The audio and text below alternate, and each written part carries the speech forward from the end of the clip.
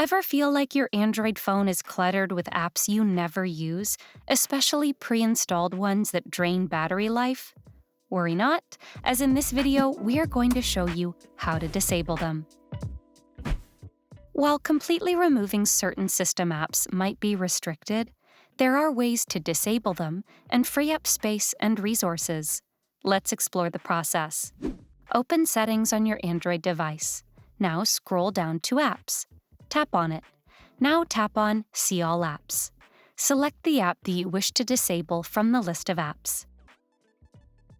Now tap on Disable. A prompt will appear asking you to confirm your decision. Tap on Disable App. And that's it. You have successfully disabled any app on your Android. Please note that the same process can be used for any system app as well. Done and dusted. Like and share the video if this trick helped you, and subscribe to Guiding Tech for more tips and tricks like these. Also, don't forget to check out these videos we think you might like and enjoy. Signing off for now.